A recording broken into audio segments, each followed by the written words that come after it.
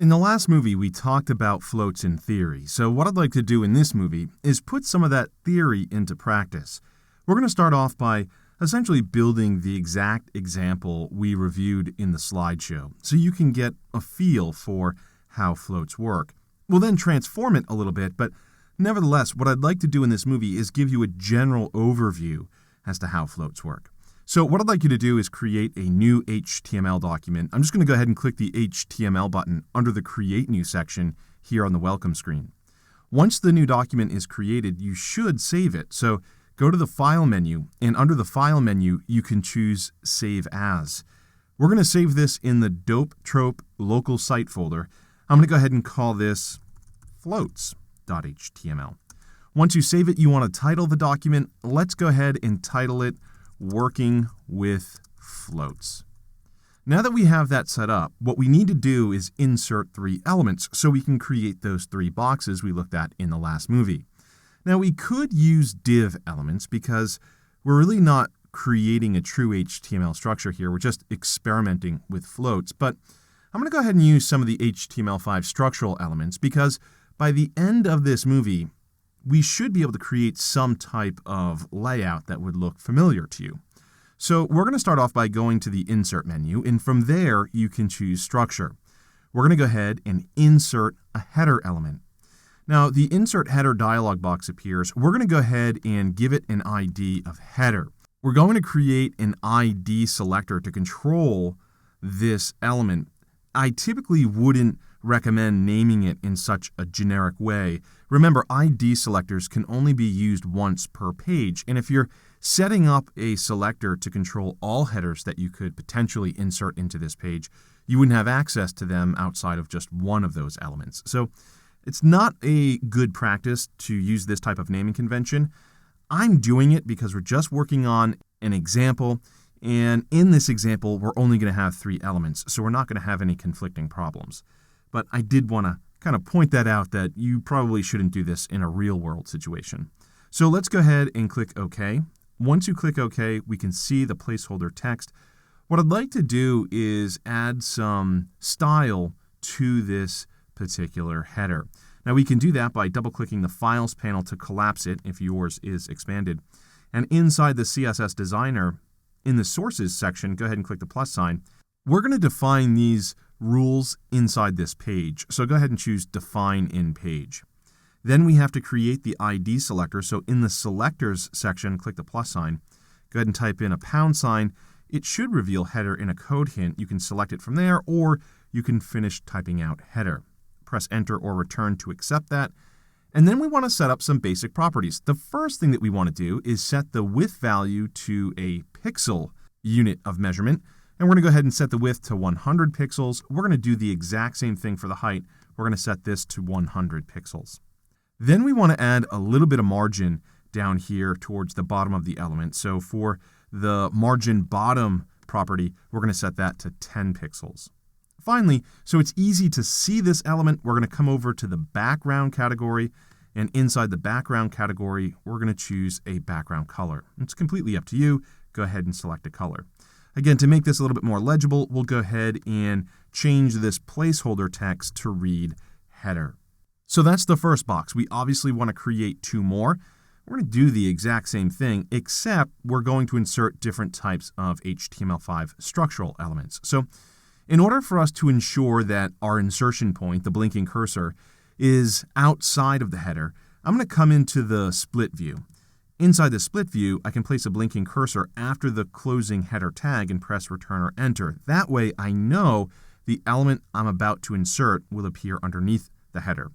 At this point, we can come back to the Insert menu, and from there we can choose Structure again. This time, we're going to select Aside. We're going to give it an ID of Aside, and then we can go ahead and click OK. Now that we have that in place, you want to make sure that the style source is selected, and we want to create a new selector. Of course, we have the Aside selected, so it automatically creates an ID selector for that element. Go ahead and press Return or Enter, and now we can go ahead and add some properties. We want to go ahead and set the width to 100 pixels. We also want to set the height to 100 pixels. and we're going to add that 10 pixels of margin as well. But of course, we want to change the background color, so let's come back to the background category and choose a different background color. Let's go ahead and update the placeholder text to read aside. And we have to do this one more time. So we want to make sure that our blinking cursor is in the right location. I'm going to place it underneath the aside in the code section of the document window. Then you can come back to the insert menu, and from there you can choose structure again. And this time we're going to choose section. We're going to go ahead and give it an ID of section. Again, not a best practice, but it's okay here in this example because we're only dealing with these 3 elements, and we're really kind of just understanding floats. We're not doing anything more than that here, so it is acceptable in this situation. We'll go ahead and click OK. Because the element with the ID of section is selected, if we come over to the CSS Designer and choose the style source, in the selector section, if we click the plus sign, it's going to automatically create that ID selector. Go ahead and press Return or Enter and set up the width and height values. Again, to 100 pixels wide by 100 pixels tall, and we want our 10 pixels of bottom margin. Finally, we want to go ahead and set up a background color. I'll go ahead and choose something different, and I'm going to change the placeholder text to read section. So a little bit of setup here, but now that we have it set up, we're ready to start exploring how we can work with the float property. So I'm going to come back to the design view, and what I want to do is exactly what we did in the last movie.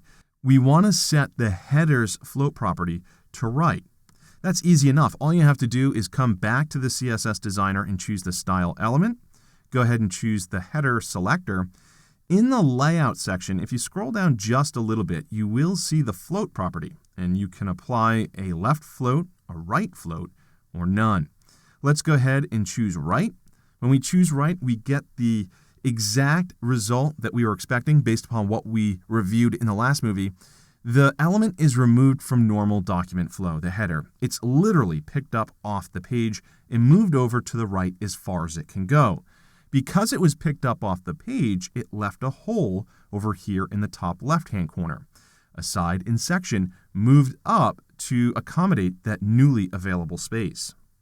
But what happens if we set the float to left? We didn't really talk about that in the last movie. Well, let's go ahead and take a look. Let's change the float property from right to left. And you'll notice something curious happens. You see the header, but you don't see the aside, but you see the text for the aside. What in the world's going on? Well, because you applied a float to the header, you still removed it from normal document flow. And what that does is it frees up some space here in the top left-hand corner. The aside has to move up to occupy that space. But as it moves up, the text inside of it will wrap around the floated element. That's just the behavior when you're working with web pages. That's just something that happens. So that's why we're seeing the aside placeholder text. It's wrapping around the floated element. So what we want to do now is look at what happens if we float some of these other elements. Let's come over to the aside, and with the aside selector highlighted, and if you don't see it here, remember you have to choose the style source. Then you'll have the ability to select aside. Let's go ahead and come over to the layout section, which I'm currently in here in the properties, and we're going to float this to the left. And you'll notice it does just that. It floats to the left. It doesn't go all the way over to the left because it hits this first element, which is floated to the left. So the aside goes as far as it can to the left before it hits another element. You'll notice that the section placeholder text is wrapping around the header because the actual section element is underneath the header. So what we're going to do now is come over and highlight the section selector, and we're going to float that to the left. So here you can see we're creating essentially 3 columns of content. So taking this information, we actually have the ability to create a basic layout that you would see in a traditional web page.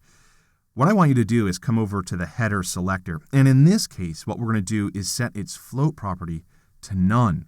If you're not going to float the header, it's not removed from normal document flow, and therefore aside and section are pushed down a line because the header occupies this horizontal space. Aside and section are still floated, so they're removed from normal document flow, but you'll notice aside goes all the way to the left as much as possible, and it does go all the way up to the top as much as possible. It's just hitting this header.